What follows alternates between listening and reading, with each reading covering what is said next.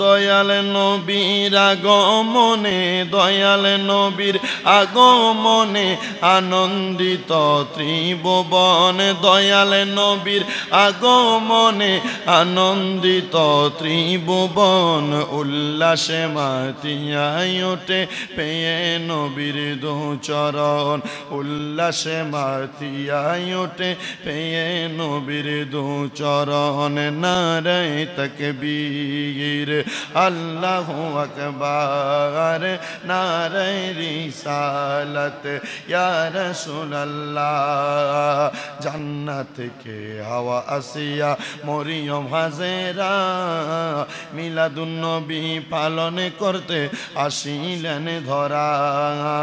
সবাই মিলে গাই গুণগান, সবাই মিলে গাই গুণগান করিয়া নবীর শরণ, উল্লাসে মাতিয়ায় ওঠে পেয়ে নবীর দু চরণ। দয়াল নবীর আগমনে, দয়াল নবীর আগমনে আনন্দিত ত্রিভুবন, উল্লাসে মাতিয়ায় ওঠে পেয়ে নবীর দু চরণ, উল্লাসে মা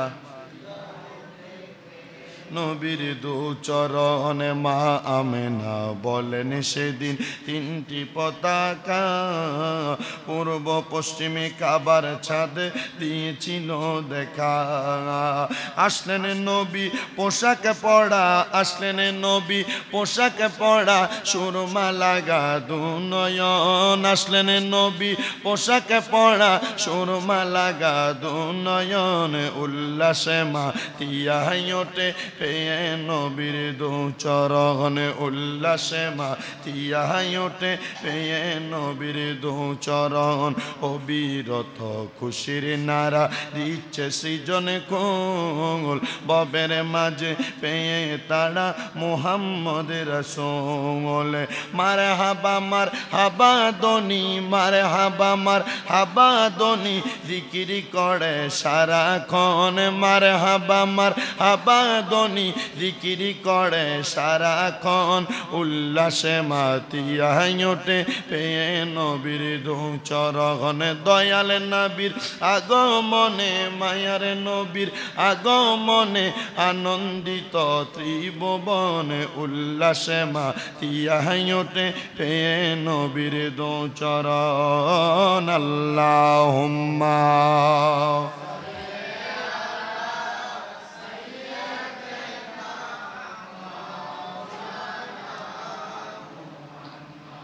وعلى آل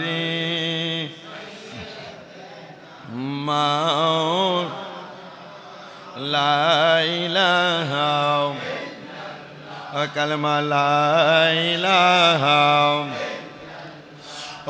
حسبي ربي قرن حسبي ربي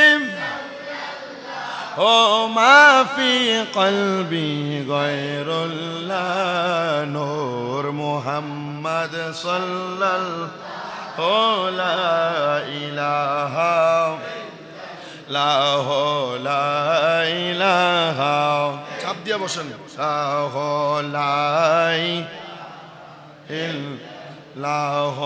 লাই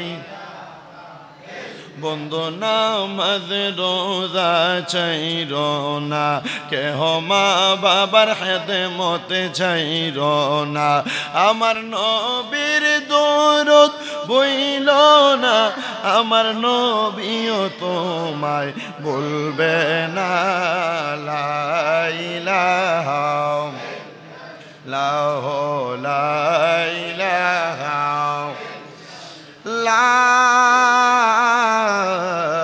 ইলাহা ইল্লাল্লাহ মুহাম্মাদুর রাসূলুল্লাহ সাল্লাল্লাহু আলাইহি ওয়াসাল্লাম। সবাই পড়ি সাল্লাল্লাহু আলাইহি ওয়াসাল্লাম। মুহাব্বতের আওয়াজে পড়ি আলহামদুলিল্লাহ।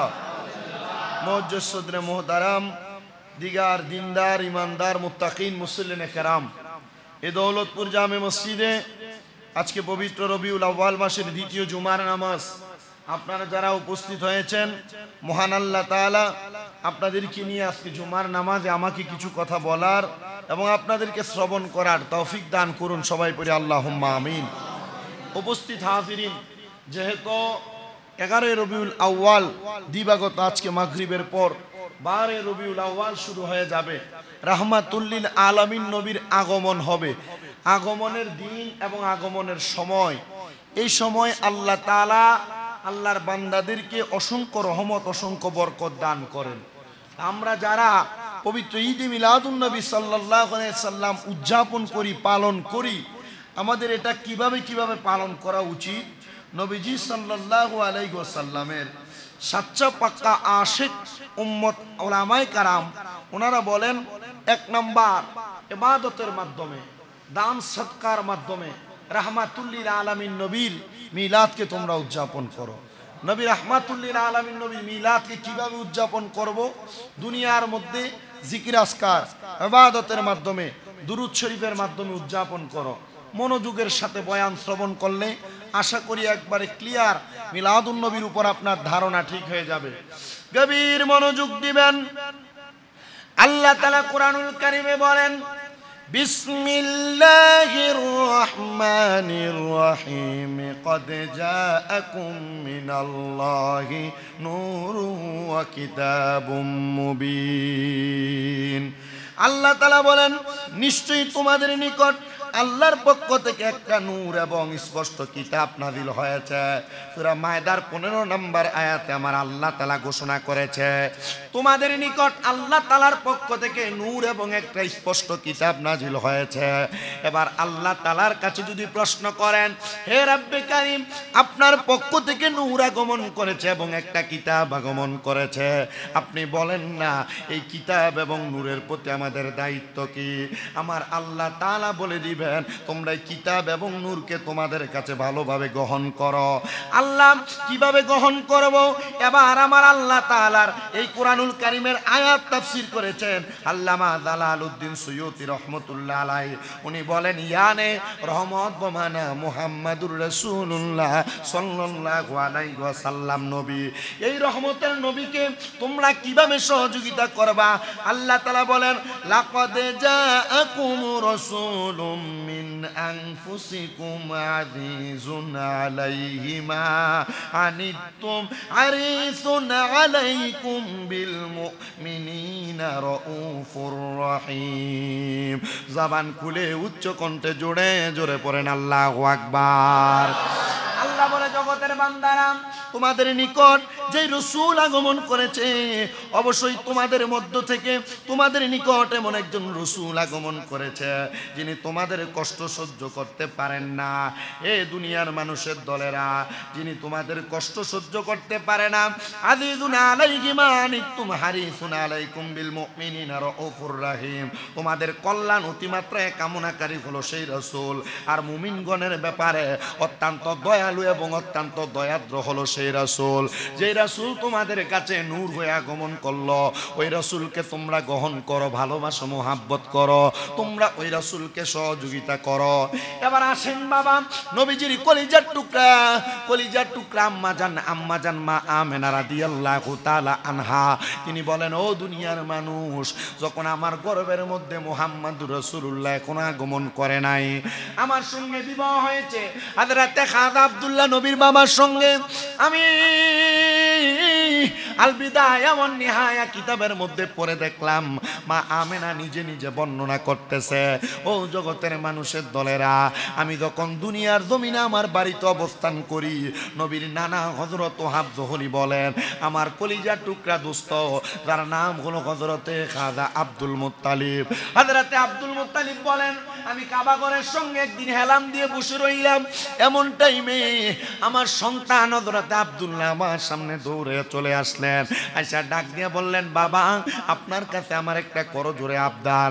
আমি যখন মক্কার রাস্তা দিয়ে হাঁটি, মক্কার ধনাঢ্য পরিবারের মেয়েরা আমি খাজা আব্দুল্লাহকে বিবাহের প্রস্তাব দেয়, তারা আমার দিকে ডাগর ডাগর চোখে তাকায় থাকে। আব্বা, কারণটাকে বলতে পারবেননি? হযরত আব্দুল মুত্তালিব মনে মনে বলতে লাগলেন, এরে আব্দুল্লাহ, তারা তো তোমার দিকে তাকায় না, তোমার পেশানির মধ্যে মধ্যে যেই নূরে মুহাম্মদী, তারা ওই নূরে মুহাম্মদীর দিকে তাকিয়ে থাকে। জোরে পড়ে সুবহানাল্লাহ। আব্দুল মুত্তালিব বলে, সন্তান বড় হয়ে গেছে, বিবাহ দেওয়ার প্রয়োজন, কন্যা পাবো কোথায়? মক্কার ধনাঢ্য পরিবারের কাছে তো আমার সন্তানকে বিবাহ দিব না। আমার সন্তানের যার সঙ্গে বিবাহ হবে আল্লাহ লিপিবদ্ধ করে রেখেছেন। এমন টাইমে হযরত খাজা আব্দুল মুত্তালিব নবীর দাদা চিন্তিত অবস্থায় কাবা ঘরের সামনে বসা। এমন টাইমে নবীর দাদার দোস্ত ছিলেন হযরতে ওহাব জোহরি। ওহাব জোহরি হইল আমার নবীজির নানার নাম। ওহাব জোহরি আইসা ডাক দিয়া বলে, হে দোস্ত আব্দুল মুত্তালিব, আপনি কেন চিন্তিত? আপনার চেহারার মধ্যে কেন চিন্তার ভাব দেখা যায়? হযরতে আব্দুল মুত্তালিব বলে, আমার সন্তান আব্দুল্লাহর দিকে ধনাঢ্য পরিবারের সুন্দরী মেয়েরা তাকিয়ে থাকে, না জানি আমার সন্তানটার উপর তাদের কুনজর পড়ে যায়। এ ওহাব জোহরি, আমার সন্তানের জন্য একটা বিবাহের ব্যবস্থা করা প্রয়োজন। ওহাব জোহরি বলে, তুমি যদি চাও আমার কন্যা হযরতে আমেনার সঙ্গে তোমার সন্তানের বিবাহ দিতে পারো। বলে, প্রস্তাব পাঠাইয়া দাও। বলে, প্রস্তাব সর্বপ্রথম মেয়েদের পক্ষ থেকে দেওয়া হয়, তাহলে আমি তোমাকে প্রস্তাব প্রদান করলাম। নবীজির কলিজার টুকরা আম্মা জান হযরতে আমেনা ডাক দিয়ে বলে, ও আব্বাজান হযরতে ওহাব জোহরি, আপনি যেহেতু আমার সঙ্গে বিবাহ ঠিক করেছেন হযরতে খাজা আব্দুল্লাহ কুরাইশ বংশের সাথে, আপনি আমার বিবাহ সম্পাদন করাবেন। আর ওই বিবাহ সম্পাদনের মাধ্যমে আমি আমার দুনিয়া এবং আখিরাতকে কামিয়াব করতে চাই। হযরতে মা আমেনা রাদিয়াল্লাহু তাআলা আনহার বিবাহ হচ্ছে, নবীজির আব্বা হযরতে আব্দুল্লাহর বিবাহ হচ্ছে। হওয়ার পর তারা দুইজন যখন তাদের বাসর ঘরের মধ্যে প্রবেশ করলেন, কিতাব প্রমাণ করে মা আমেনা রাদিয়াল্লাহু তাআলা আনহা হযরতে আব্দুল মুত্তালিবের কপাল বরাবর একটা চুম্বন করেছে, আর হযরতে খাজা আব্দুল্লাহ মা আমেনার কপাল মুবারকের মধ্যে একটা চুম্বন করেছে। এই চুম্বন করার সাথে সাথে তাদের বাসর রাত্র যখন শুরু হয়ে যায়, পরের দিন সকালবেলা খাজা আব্দুল্লাহ রাস্তার মধ্যে বের হয়, রাস্তা দিয়ে হাঁটে। যেই মেয়েরা খাজা আব্দুল্লাহকে দেখে দেখে তারা বিবাহের প্রস্তাব প্রদান করতেন, খাজা আব্দুল্লাহর নূরানি চেহারার দিকে তাকিয়ে থাকতেন, তারা আর খাজা আব্দুল্লাহর দিকে তাকায় না, তারা আর খাজা আব্দুল্লাহকে বিবাহের প্রস্তাব দেয় না। খাজা আব্দুল্লাহ বলেন, আমি এই কথা চিন্তা করতে লাগলাম, দৌড়ে চলে গেলাম আমার আব্বা হযরতে আব্দুল মুত্তালিবের কাছে, আর ডাক দিয়ে বললাম, ওগো আব্বা জান, যেই মহিলারা যেই মেয়েরা আমি আব্দুল্লাহর দিকে তাকায় থাকতো, তারা আমার দিকে তাকায় না, তারা কেন জানি দুনিয়ার জমিনের মধ্যে থাকা অবস্থায় আমাকে অ্যাভয়েড করে, ইগনোর করে চলাফেরা করে। কিতাব প্রমাণ করে দেখলাম নবীজির আব্বা জান হযরতে খাজা আব্দুল্লাহর যখন বিবাহ হয়েছে, মক্কা নগরীতে একসাথে ৩০০ মহিলা আত্মহত্যা করেছে। একসাথে ৩০০ মহিলা আত্মহত্যা করেছে। বলে, কারণ কি? তোমরা কেন মক্কা নগরীতে আত্মহত্যা করলা? চারদিকে কান্নার রোল পড়ে গেছে। তারা বলে, আমরা যদি হযরতে খাজা আব্দুল্লাহকে বিবাহ করতে পারতাম, আমরা জানি খাজা আব্দুল্লাহর পেশানির মধ্যে নূরে মুহাম্মদী আছে। খাজা আব্দুল্লাহকে যে বিবাহ করতে পারবে সেই ব্যক্তি মুহাম্মাদুর রাসূলুল্লাহ আখিরি নবীর মা হতে পারবে। আমরা পারি নাই। এই জন্য ওই মহিলাগুলা দুনিয়া থেকে বিদায় হয়ে গেছে। হযরতে খাজা আব্দুল্লাহর বিবাহ সম্পাদন উনি ওনার আব্বাজান আব্দুল মুত্তালিবের কাছে যায়, ডাক দিয়ে বলে, আব্বাজান, এখন তো আর মক্কার মহিলারা মেয়েরা আমার দিকে তাকায় না। হযরতে আব্দুল মুত্তালিব বলে, ওগো আব্দুল্লাহ, তারা তো তোমার দিকে তাকাইতো না, তারা তোমার পেশানির নূরে মুহাম্মদের দিকে তাকায় থাকতো। শুধু এইটা নয়, খাজা আব্দুল্লাহ যখন বাজারে যাইতেন, রাত্র হয়ে যাইতো, মক্কার উকাজ বাজার থেকে ফিরার পথে খাজা আব্দুল্লাহর জন্য মক্কার যত মানুষ বাজারের মধ্যে থাকতেন তারা অপেক্ষা করতেন। বলে, কেন তোমরা অপেক্ষা করতা? বলে, অন্য কোনো কারণে না, খাজা আব্দুল্লাহর কপাল মুবারকের নূরে মুহাম্মদীর পাওয়ারে, তো ওই নূরে মুহাম্মদীর পাওয়ারের আলো দিয়া আমরা খাজা আব্দুল্লাহর সঙ্গে আমাদের বাড়ি পর্যন্ত পৌঁছে যাইতে পারতাম। জোরে সোরে পড়ি সুবহানাল্লাহ।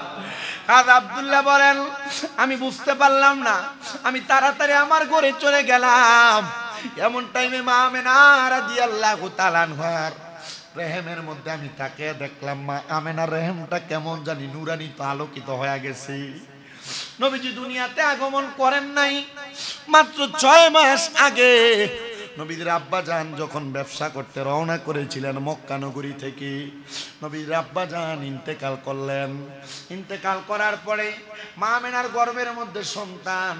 ও বাবা, মা আমেনা রাদিয়াল্লাহু তাআলা আনহা বলে, দুনিয়ার জমিনের মধ্যে যখন আমার গর্ভের মধ্যে আমার সন্তান মুহাম্মদুর রাসূলুল্লাহ আগমন করলো, দুনিয়ার সন্তান গর্ভের মধ্যে আসলে পেট উঁচা হয়।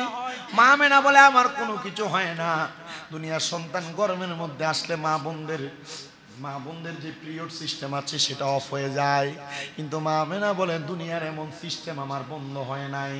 আমি টেরই পাই নাই আমার গর্ভে যে রাহমাতুল লিল আলামিন নবী আগমন করেছে। কিন্তু আমি আমার গর্ভের সন্তান আসার পরে, দুনিয়ার সন্তান জন্মগ্রহণ করার সন্তান জন্মগ্রহণ করার আগে যখন আমার গর্ভের মধ্যে সন্তান আগমন করেছে, আমার ঘরের মধ্যে হযরতে খাজা আব্দুল্লাহ নবীর আব্বা জান নাই। আমি আমেনা আমার ঘরের মধ্যে অবস্থান করতে লাগলাম। যখন আমি অবস্থান করতেছি রে, গভীর রজনীতে আমার ঘরের মধ্যে কে যেন সালাম দেয়, আসসালামু আলাইকুম ওয়া রাহমাতুল্লাহি ওয়া বারাকাতুহু, ওয়াসসালাতু ওয়াসসালামু আলাইকা ইয়া রাসূলুল্লাহ। আমি ঘরের দরজা খুললাম, আমি সালাম প্রদান করলাম, ডাইনে বামে তাকাইলাম, কোনো মানুষ দেখা যায় না। কিন্তু আমি তাকাইয়া ঘরের মধ্য থেকে মাথাটা বের করে দেখলাম, কাকে জানি দেখা যায়, কার পাগুলা জানি জমিনে আর মাথাগুলা মনে হয় আসমানের সঙ্গে লেগে আছে।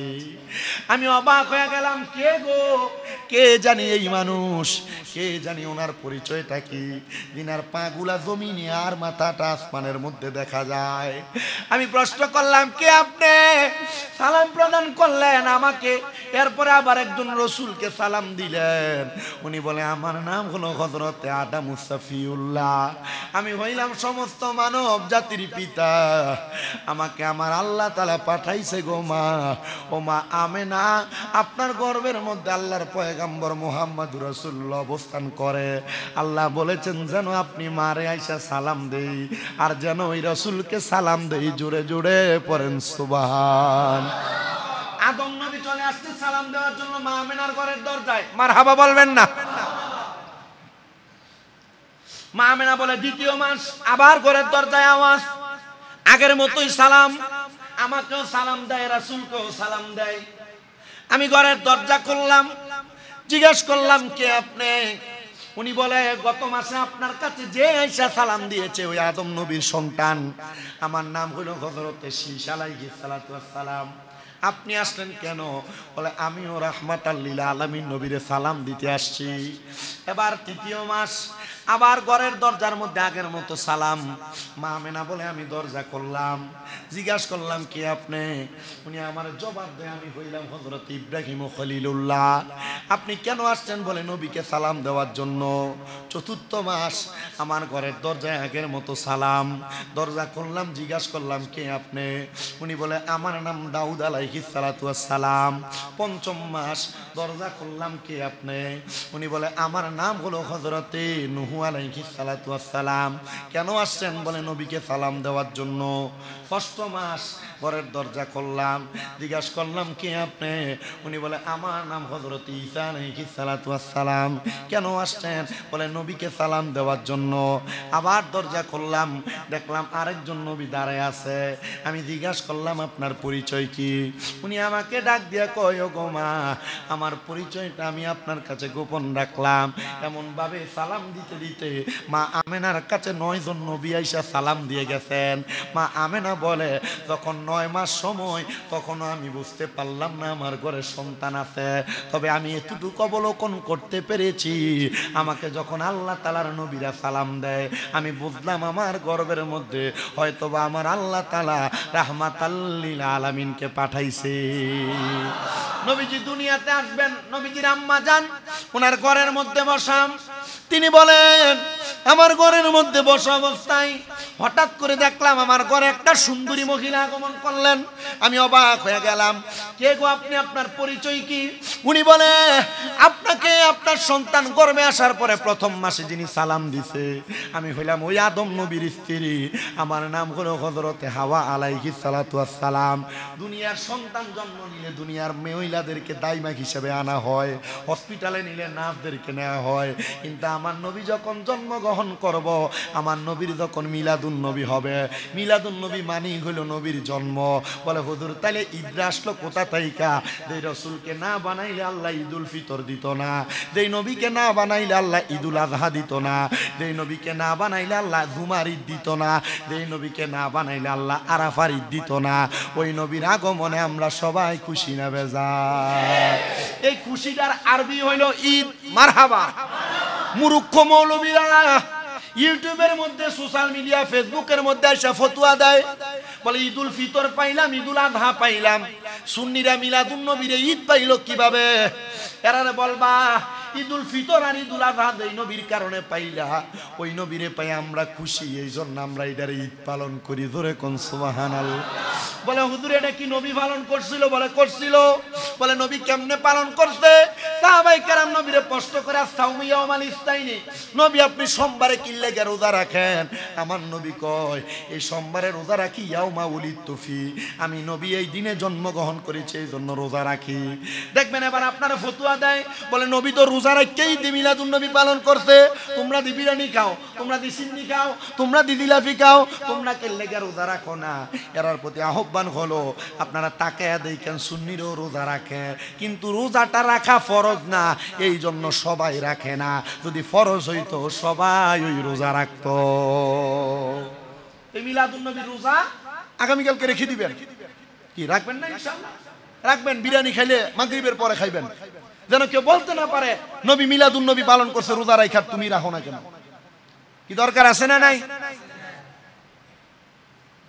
আমার মুসলমান ইমানদারেরা, তাহলে মা আমেনার ঘরের মধ্যে যিনি আগমন করলেন তিনি কে? হযরতে মা হাওয়া। আপনি কে? বলে আমি জান্নাত থেকে আসছি। কে পাঠাইছে? আল্লাহ পাঠাইছে। আল্লাহর বন্ধুরা আগমন হবে আর আল্লাহ জান্নাত থেকে লোক পাঠাইছেন। চিন্তা করে দেখেন। মা আমেনা বলে আমি তাকায়া দেখলাম আরেকজন আগমন করছে, আমি তাকায়া দেখলাম আগমন করছে। ওই আগমনের সাথে সাথে জিগাইলাম আপনি কে? আমার নাম হলো হযরতে মরিয়ম আলাইহিস সালাতু ওয়াস সালাম। ওমা গো আপনারে পাঠাইলো কে? বলে আমারে পাঠাইছে আল্লাহ। ও মরিয়ম আপনার পরিচয়টা কি? বলে আমার পরিচয় হইল আমি বাবা সারা সন্তান জন্ম দিছি, যে সন্তানের নাম হলো ঈসা নবী। এটাও দাইমা হিসাবে আসছে। মারহাবা বলবেন না? নবীকে স্বাগতম জানানোর জন্য। এবার আরেকজন আগমন করছে। মা আমেনা বলেন আমি অবাক হয়ে গেলাম, তাকাইলাম, কে গো আপনি? আপনার পরিচয় কি? বলে আমার নাম হযরতে আসিয়া। বলে আপনি আসলেন কোথা থেকে? আপনার পরিচয় কি? বলে আমি হইলাম ফেরাউনের স্ত্রী, আমার এই ফেরাউন বড় কষ্ট দিছে, কিন্তু আমি ঈমান ছাড়ি নাই, আমার ঈমান ঠিক রাখছি। ফেরাউন আমারে করাত দিয়া কাটতে চাইছে, কিন্তু আমি করাতের মাথায় আমার ঈমান ছাড়ি নাই। আগুনের গরম তেলের মধ্যে ফালাইয়া দিছে, আমি আসিয়া আমার ঈমান ছাড়ি নাই। আর আমার আল্লাহ তাআলা আমার নবীরে স্বাগতম জানানোর জন্য আমারে পাঠাইছে। এবার আগমন করছে মা হাফের আলাইহিস সালাতু ওয়াস সালাম। কি গো আপনি কেন আসছেন? বলে নবীরে স্বাগতম জানানোর জন্য। মারহাবা বলবেন না? এই চারজন মহিলা নবীর মিলাদুন নবী পালন করছে কিভাবে? নবী এখনো আসে নাই, আসার আগে নবীর মায়ের ঘরের মধ্যে। সুবহানাল্লাহ বলেন না? ও বন্ধু, ও মুসলমান ইমানদারেরা, একটু মনোযোগ দেন, মনোযোগ দেন, মনোযোগ দেন। আর একটু মনোযোগের সাথে শোনার চেষ্টা করবেন। রাহমাতাল লিল আলামিন নবীর আম্মা জান বলেন ওই দুইজন তিন চারজন মহিলা আমার ডাইনে বামে দাঁড়ানো। আমি দেখলাম তাদের চারজনের হাতের মধ্যে চারটা পেয়ালা। আমি জিজ্ঞাসা করলাম কি নিয়ে আগমন করছেন? বলে নবী আগমন করবে, নবীর আম্মা জানকে আগমন করার সময় জান্নাতের শরবত আমরা পান করাবো। এজন্য আপনারা দেখেন কিনা জানি না, আজকে যে বিকাল 4টার দিকে জশ্নে জুলুস হবে কুমিল্লা টাউন হলে, এটার মধ্যে আমরা কত রকমের আয়োজন করে পিকআপের মধ্যে শরবত দিয়ে মানুষকে খাওয়ানোর জন্য ব্যবস্থা করি। কারণ এটা আমরা করি না, আমার আল্লাহ ওই জান্নাতের সাইডটা মহিলা দিয়া করানো শিখিয়ে দিছে। আরো দূরে কোন সুবহানাল্লাহ। ও মুসলমান, নবীজির আম্মা বলে আমি আবার আমার বিছানার মধ্যে লম্বা হয়ে শুয়ে গেলাম। মারহাবা কন্যা। এবার আমি আমার ঘর থেকে নবীজির রওজা কাবা শরীফ থেকে নবীজির ঘর মুবারক একবার অল্প একটু, বলে আমি আমার ঘর থেকে কাবা ঘরের ছাদের দিকে তাকিয়ে রইলাম। আমি তাকিয়ে দেখলাম কাবা ঘরের ছাদ বরাবর একটা সবুজ রঙের কাপড় নামছে। আমি দেখলাম একটা সাদা রঙের কাপড় নামছে, একটা কালো রঙের কাপড় নামছে।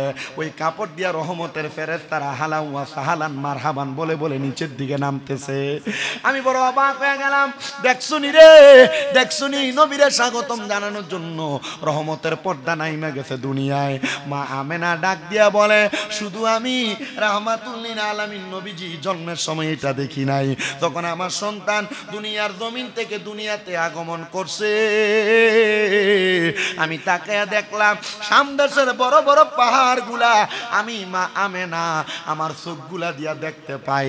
কোথায় মক্কা আর কোথায় সামদেশ? বলে আমি ওই নূরের পাওয়ারে সামদেশের বড় বড় বিল্ডিং গুলা দেখতে পাইছি। তোরে কোন সুবহান। আল্লাহ বলছে তোমাদের কাছে আসিয়াছে কি? নূর। মা আমেনা বলে ওই নূরের আলোতে আমি সামদেশের বড় বড় পাহাড় দেখছি, বিল্ডিং দেখছি। মারহাবা কন্যা।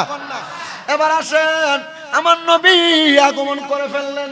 আগমন করার পরে রাহমাতুল লিল আলামিন নবীজির বিবাহ যখন হয়, মা আয়েশা সিদ্দিকা রাদিয়াল্লাহু তাআলা আনহা তিনি বলেন, একদিন আমি আমার ঘরের মধ্যে একটা সুই হারায়া ফেললাম, কিন্তু আমি যখন সুইটা হারায়া ফেললাম, হারানোর সাথে সাথে আমি আমার সুইটাকে অন্ধকারের মধ্যে তালাশ করতে লাগলাম। এমন টাইমে আমি মা আয়েশার ঘরের মধ্যে হযরতে দয়াল নবী আগমন করলেন। সুবহানাল্লাহ। নবীজি আগমন করলেন।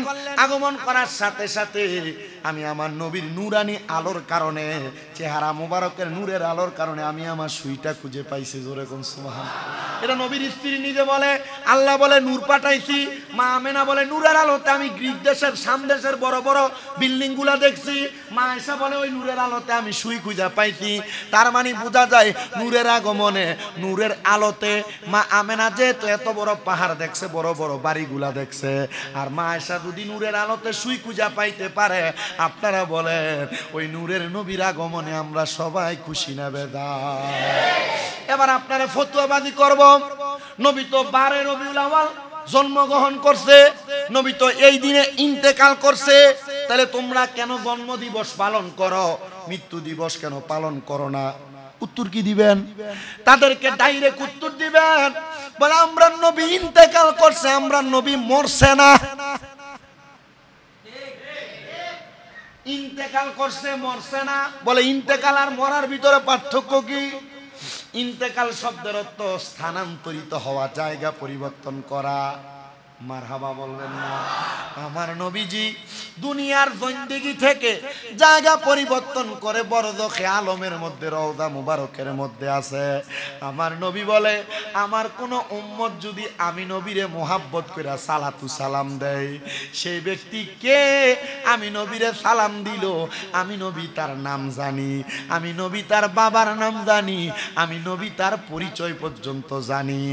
আমার নবী ডাক দিয়ে কই উম্মত, আমি নবীরে মোহাব্বতে সালাম দিলে আমি তোমাদের সালামের জবাব পর্যন্ত দিয়া দিই। আর আরেকটা হাদিস আছে, নবীর উপর দুরূদ পড়লে ফেরেশতারা নিয়ে পৌঁছায়। এটা হইলো সাধারণ উম্মতের ব্যাপারে, কিন্তু আমার নবী কই কোন আশিক উম্মত যদি আমি নবীর প্রতি মোহাব্বতে দুরূদ পড়ে রে, আমি নবী নিজ কানে তার দুরূদ শরীফ শুনতে পাই।